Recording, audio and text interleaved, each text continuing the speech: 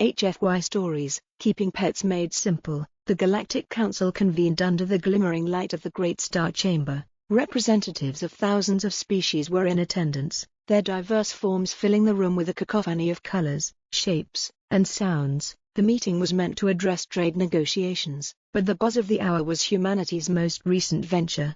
"They're doing what now?" hissed Zytrix, a serpentine ambassador from the Glane Collective. "Keeping other species as pets," rumbled the towering Zynic delegate, his crystalline form refracting light in dazzling patterns. "Apparently, they find it relaxing and fulfilling." The room filled with murmurs of disbelief and confusion. Across the galaxy, pets were largely an alien concept. Most species viewed sentient life as equals or refrained from imposing on others altogether. Human Ambassador Rachel Valdez, seated calmly in her chair, allowed a small smirk to curl her lips. She knew this topic was coming, it always did. "With all due respect," she said, her tone professional yet warm, "it's not as strange as it sounds. Let me explain." The room quieted as all eyes turned to her, some skeptical, some curious, and some outright horrified. Humans have a long history of companionship with non-sentient creatures from our home world. Cats, dogs, birds, even fish. We've spent millennia forming bonds with them. So, when we began meeting other sentient species, it wasn't a leap for us to offer similar care to willing participants. "Willing participants?" Zytrix interjected, his scales shimmering in agitation. "Yes," Rachel replied, "we don't keep sentient beings against their will, that would be unethical. But some species, those who are more social, curious, or simply intrigued by human culture, choose to live among us in a domestic capacity. It's a mutual exchange. We provide care, protection, and companionship, and in return, they enrich our lives." The room fell into a stunned silence. "Care to elaborate?" asked the Zynic delegate, his crystalline voice resonating with curiosity. "Take, for example, the Plorvax," Rachel said, gesturing to a small, jelly-like being perched comfortably on her shoulder. "This is Lumi. Plorvax are sentient, but their species thrives on close emotional bonds. Lumi approached me when I visited their planet, and we've been companions ever since. She helps me stay calm in tense situations, and I provide her with the social interaction her species craves. Isn't that right, Lumi?" Lumi pulsed with soft colors, emitting a melodious hum of agreement. The council erupted in whispers once more. "But what of exploitation?" Zytrix pressed. Rachel shook her head. "We're incredibly cautious about that. All pet arrangements, as we call them, are heavily regulated. Both parties must consent, and there are strict guidelines to ensure safety and comfort for all involved. It's a partnership, not ownership." A small, furry creature resembling a raccoon stood up from the crowd. It was one of the Kindari, a species known for their playful nature. "I've lived with humans for 3 years now," he said, "and I've never been happier. They're caring, attentive, and, best of all, they give amazing belly rubs." A ripple of laughter swept through the chamber. Rachel's smile widened. "Keeping pets is about love, care, and mutual respect. It's not just a human tradition, it's a way of forming bonds across species. If any of you are curious, the offer to visit Earth and experience it for yourself is always open." By the end of the session, skepticism had softened, replaced by intrigue. A few ambassadors even expressed interest in trying the arrangement themselves. As Rachel left the chamber, Lumi glowing brightly on her shoulder, she couldn't help but chuckle. Keeping pets wasn't just easy, it was another way for humanity to prove that, in a galaxy full of differences, there was always room for connection.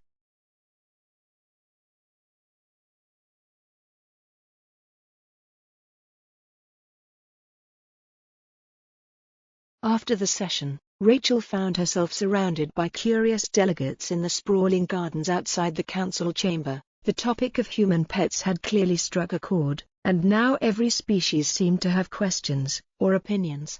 "Do you teach them tricks?" asked Viola, a sleek, amphibious being from the aquatic world of Nemoria. Its gills fluttered as it spoke, clearly intrigued.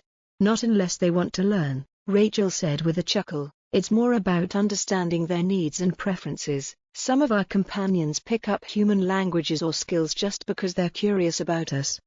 "And what do humans gain from this arrangement?" asked an angular, insectoid delegate who had identified itself as Churstic. Its antennae quivered with suspicion. Perspective, Rachel replied. Every species sees the universe differently. Having a companion from another world is like gaining a new lens to view life. Lumi here, for example, has helped me learn to appreciate the subtler emotional frequencies that humans often miss. Lumi pulsed with a bright cyan glow, emitting a series of melodic chirps. Rachel smiled. She's also incredibly good at diffusing tension. I've brought her to negotiations that could have ended in disaster, and she helped calm both sides down. Impressive, murmured Cherstic, clicking its mandibles thoughtfully. As the conversation continued, a delegation from the Kaintari approached. Their leader, a petite, fox-like being named Orel, bounded up to Rachel with wide, shining eyes. I've heard humans are excellent at games, Orel said eagerly. Do they play with their companions? Constantly, Rachel said with a grin. Games are one of the best ways we bond. What kind of games do you like? Orel's tail wagged furiously. We love chasing lights and solving puzzles.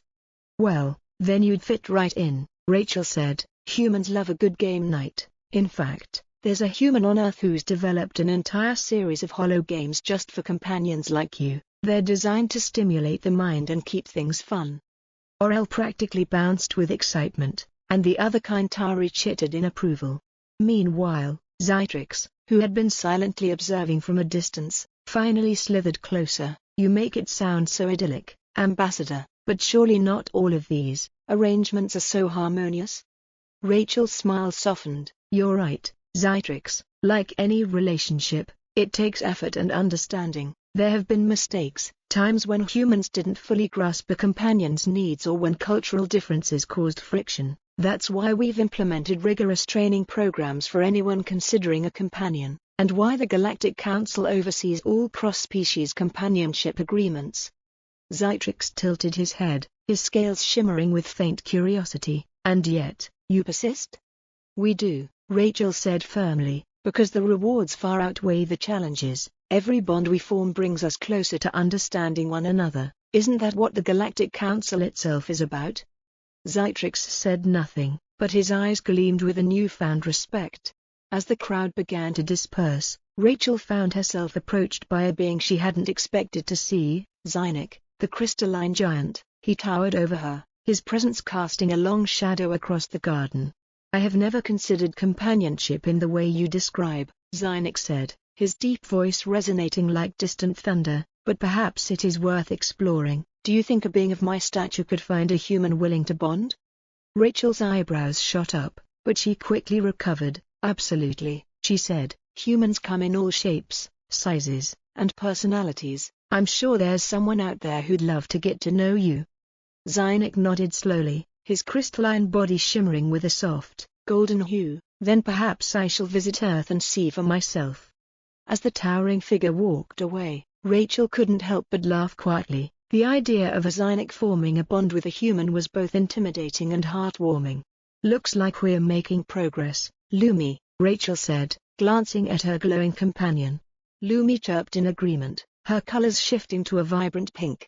The galaxy was vast, strange, and unpredictable, but if there was one thing Rachel had learned, it was that humanity's knack for forming connections, whether through diplomacy or the simple act of keeping a pet, had the power to change everything.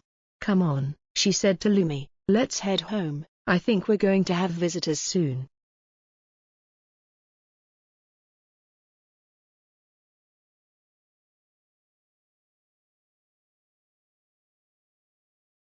A few weeks later, Earth's diplomatic hub, the Solarian Embassy, became a hive of activity. Ships from across the galaxy arrived daily, each carrying curious delegates and representatives eager to witness humanity's unique tradition firsthand. Rachel Valdez stood on the observation deck, watching as an elegant Kaintari ship descended smoothly onto the landing pad. Beside her, Lumi pulsed with soft green light, clearly pleased with all the commotion. Busy day, huh, Lumi? Rachel murmured.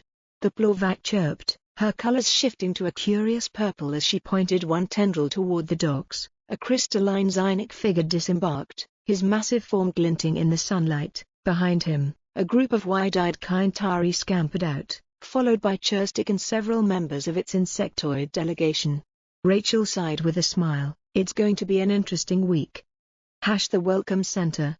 Inside the embassy, Humans bustled about, preparing exhibits, holo demonstrations, and live interactions showcasing the human-companion bond. Rachel led a tour group through the main atrium, which featured humans and their companions working and playing together. "This is Tessa and her partner, Squib," Rachel said, pointing to a woman crouched next to a small, floating orb covered in tiny, wiggling tendrils. Tessa tossed a glowing ball, and Squib zipped after it with lightning speed, snagging it midair and emitting a triumphant series of whistles. Orel, the Kaintari leader, watched with wide eyes. "You play chase even with being so different from yourselves?" Rachel nodded. "Of course, the fun isn't in the physical similarity, it's in the shared joy of the game." Squib's species, the Blavians, are natural hunters, but they love harmless games like this. Nearby, a small crowd gathered around a young man named Matteo, who was carefully brushing the feathers of an avian companion twice his size. The bird-like being, a shimmering creature known as a Valith, cooed softly, her long neck curling in delight. Care and grooming are another important aspect of bonding, Rachel explained. Many species find it soothing, and it helps build trust. "I see," murmured Cherstic, its antennae twitching. "This mutualism is more profound than I imagined." The Zynic encounter. The moment Rachel had been waiting for arrived when Zynic, the crystalline ambassador, approached her during a break. His towering form loomed over the room, but his voice carried a surprising gentleness. "I have considered your words, Ambassador Valdez," he began, "and I find myself intrigued. You said there might be a human willing to bond with someone like me?" Rachel smiled warmly. "I have no doubt. In fact, I think I know just the person." She led Zynic to one of the private chambers, where a middle-aged human woman was waiting. Her name was Claire, and she was known for her fascination with alien cultures. She greeted Zynic with a friendly wave, unfazed by his towering stature. "Hello, Zynic," she said, her tone calm and inviting. "Rachel told me you might be interested in a companionship arrangement. I'd be honored to get to know you." Zynic studied her carefully, his crystalline body shimmering faintly. "You are not intimidated by my size or my form?" Claire chuckled. "Not at all. You're beautiful, honestly, and I'm used to working with beings of all shapes and sizes. What matters to me is whether we can form a connection." Zynic tilted his head, his golden hue shifting to a pale, thoughtful amber. "Then let us see where this path takes us." Rachel watched the two begin their conversation, a sense of satisfaction warming her chest. An unlikely harmony. By the end of the week, the embassy was abuzz with success stories. Orel and his Kaintari delegation had formed bonds with several humans, excitedly sharing stories of their games and adventures. Cherstic admitted that it was considering taking part in the program, though it insisted on doing more research first. And Zynic? He and Claire had already begun planning a journey to Earth's natural crystalline caves, where they hoped to exchange knowledge about their respective worlds. As Rachel sat in her office, sipping a well-earned cup of tea, Lumi settled onto her shoulder, glowing a soft, contented blue.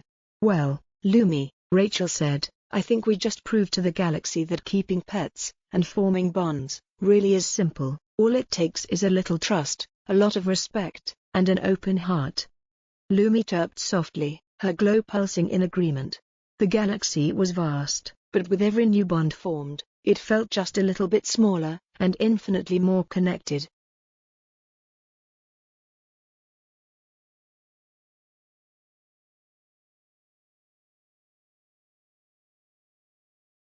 The weeks turned into months, and humanity's pet companionship program blossomed into an interstellar phenomenon. Delegations from all over the galaxy flocked to Earth to see what made the bonds between humans and their companions so unique. Some skeptics became believers, others returned to their home planets with new perspectives, and a few stayed to experience the bond firsthand. A Galactic Festival of Bonds.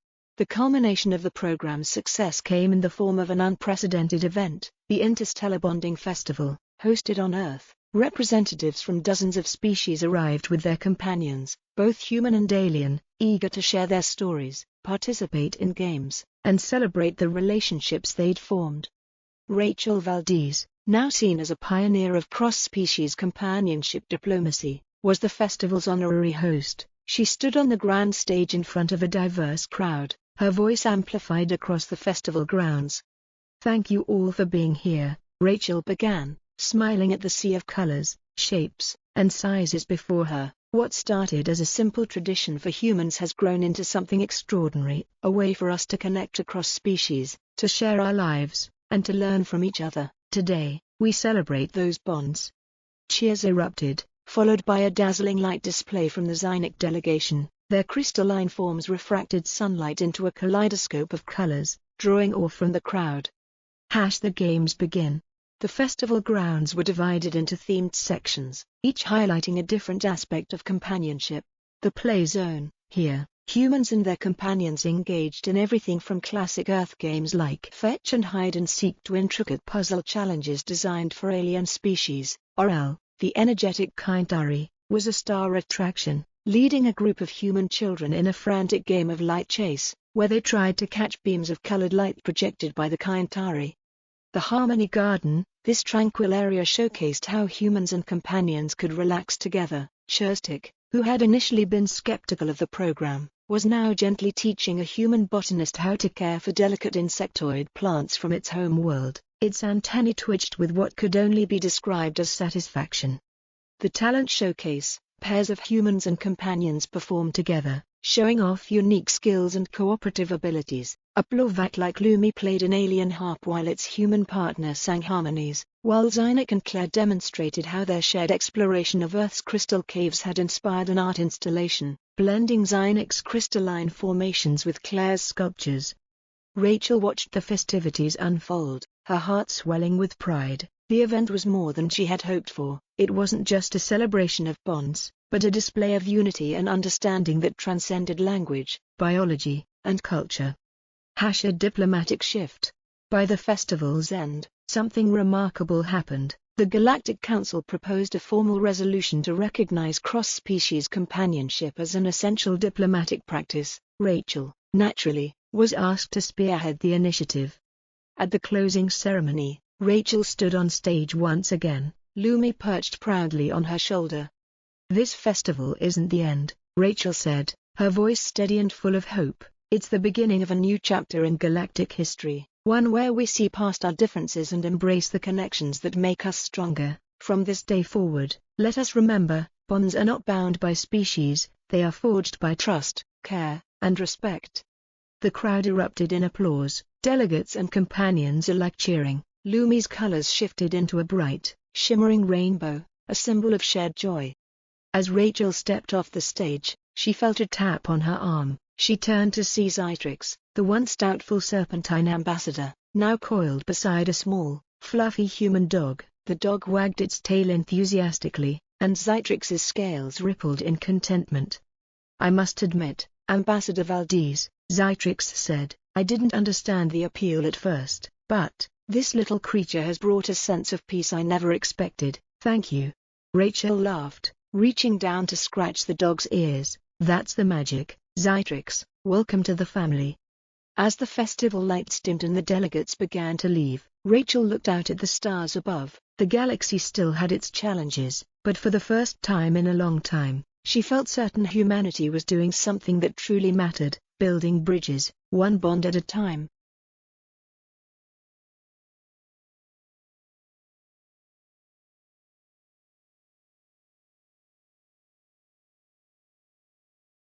A New Frontier. Months after the Interstellar Bonding Festival, the program continued to grow beyond anyone's expectations. Entire planets had begun adopting their own versions of the companion system, and humanity found itself in the unique position of being cultural ambassadors for cross-species relationships. What began as a niche tradition had transformed into a cornerstone of galactic diplomacy.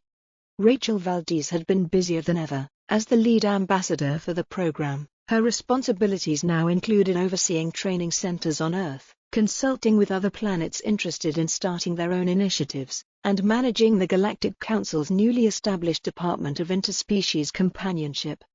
Today, however, she was about to embark on her most ambitious mission yet, introducing the program to the Vaughn Dominion, a notoriously isolationist species. The Vaughn were massive, beetle-like beings with a rigid hierarchy and a strong aversion to outside interference. They'd long dismissed humanity's traditions as frivolous, but recent reports suggested their leaders were curious.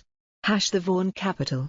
Rachel stepped out of the transport ship onto Vaughn Prime, Lumi glowing softly on her shoulder. The capital city was a sprawling labyrinth of towering spires and bioengineered structures, all glistening with an iridescent sheen. Vaughn officials greeted her with curt nods, their mandibles clicking as they led her into the Grand Council chamber.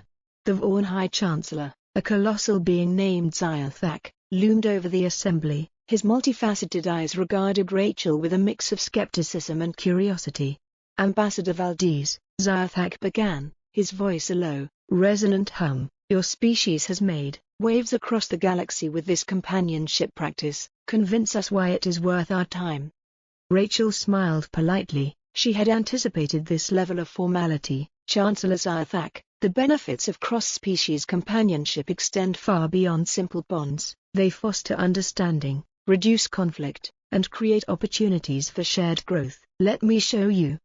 At her signal, a holographic display appeared, showcasing examples of human-companion relationships across the galaxy. There were humans and Kaintari exploring lush forests together, Zyanic crystals and their human partners creating stunning art, and even Shurstic peacefully gardening alongside their newfound human friends. What you see here is not just a practice, it's a philosophy, Rachel explained. It's about finding common ground and nurturing it, no matter how different we may seem. Zyathak's antennae twitched, his gaze lingering on a scene of a young girl teaching her Plorvac companion to paint. And what of the risk of exploitation?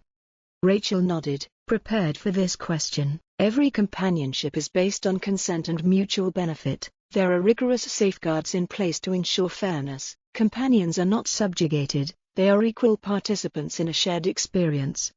The chamber fell silent as Zyathak considered her words. Finally, he gestured to a smaller Vaughn beside him. The young being stepped forward hesitantly, its carapace gleaming a soft blue. This is my offspring, Kixik, Zyathak announced. Kixik has shown an unusual interest in your species and its traditions. If we are to evaluate your program, it seems fitting to begin with him. Rachel's heart leapt. This was a monumental step forward. It would be an honor to introduce Kixik to our ways. Perhaps he could spend some time on Earth, experiencing the program firsthand. Zyathak clicked his mandibles thoughtfully. Very well, but know this, Ambassador, if this program proves unsuitable for my kind, you will not hear from us again. Rachel inclined her head respectfully. Understood, Chancellor, but I believe Kixik will find his time with us enlightening. Hasher threw new eyes. Weeks later, Kixik arrived on Earth, accompanied by a delegation of Vaughn officials to observe his experience. Rachel personally welcomed him, pairing him with a young biologist named Nora, who had eagerly volunteered for the program. Nora greeted Kixik with a warm smile. Hi, Kixik, I'm Nora. I hear you're interested in learning about companionship? Kixik tilted his head, his antennae twitching. Your traditions are strange to us, but I am curious. The two quickly bonded over shared exploration. Nora introduced Kixik to Earth's ecosystems, teaching him about everything from oceans to rainforests. In return, Kixik shared insights into Vaughn biology and their intricate hive-based social structure. One evening, as they walked through a glowing bioluminescent forest, Kixik paused. I think I am beginning to understand this bond. It is not about dominance or servitude, it is about learning to see the world through another's eyes. Nora smiled. Exactly, and it's different for everyone. Some bonds are playful, others are built on teamwork or care, but they're all about connection. Hash a message to the stars. When Kixik returned to Vaughn Prime, he brought stories, recordings, and even a few small artifacts gifted to him by Nora. He stood before the Grand Council, his voice steady and confident. Father, esteemed council, I have seen humanity's ways, and I believe there is value in them. The bonds they form are not a weakness, but a strength, a way to bridge divides and create unity. Zyathak regarded his offspring with pride and perhaps a hint of surprise. Then we shall consider their ways. Kixik, you have done well. As the Vaughn delegation sent a formal message of partnership to the Galactic Council, Rachel received the news with a sense of triumph. Humanity had reached yet another milestone in their mission to unite the galaxy through the simplest, yet most profound, of traditions. And as Lumi pulsed with bright, joyful colors, Rachel knew this was only the beginning. There were still countless species to reach, countless bonds to form, and countless lessons to learn. The galaxy was vast, but humanity's heart was vaster still.